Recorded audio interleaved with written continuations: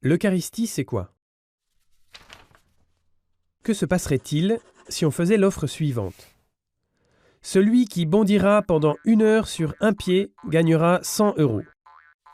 Très certainement, il y en aurait qui seraient prêts à le faire. Si on augmente le prix à 1 000 €, il y aurait sans doute encore plus de monde. Et si on augmente encore à 100 000 €, on aurait une salle pleine. Mais que se passerait-il si on voulait donner encore plus aux gens et qu'il ne s'agirait pas de bondir sur un pied? Que se passerait-il avec une telle offre?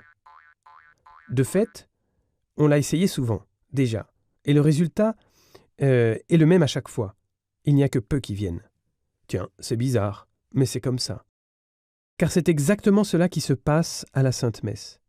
À la messe, on peut recevoir la Sainte Communion, et la Sainte Communion vaut beaucoup plus que tant de coffres d'argent. Car dans la Sainte Communion, le Christ est vraiment présent, et cela n'a pas de prix, c'est infiniment précieux. S'il y a donc encore des places dans les églises, c'est évidemment parce que beaucoup de croyants ne comprennent plus ce qu'est la Sainte Communion en vérité. C'est quoi alors, la Sainte Communion? À la dernière scène, Jésus a pris du pain et du vin en disant ces paroles. « Ceci est mon corps et ceci est mon sang. » Il n'a pas dit que c'était un symbole, mais que c'était un fait. Dans l'Évangile, selon saint Jean, au chapitre 6, il est très clair là-dessus. Jésus a commandé aux apôtres de faire cela en mémoire de lui. Et l'Église le fait jusqu'à nos jours. À la messe, les offrandes de pain et de vin sont consacrées à l'autel. La Sainte Eucharistie, comme on appelle aussi les offrandes après la consécration, a l'apparence du pain et du vin. Elle a le goût et l'odeur du pain et du vin.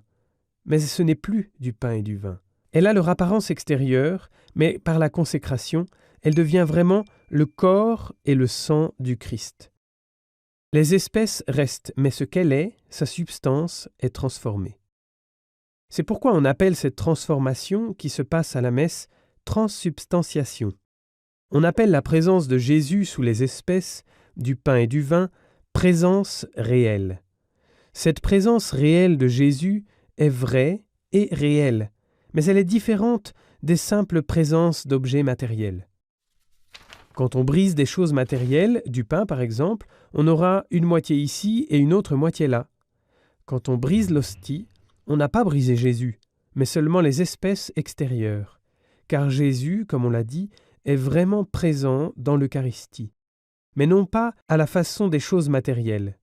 Il est plutôt présent en vérité et tout entier dans chaque parcelle, et donc aussi simultanément par toute la terre en chaque messe.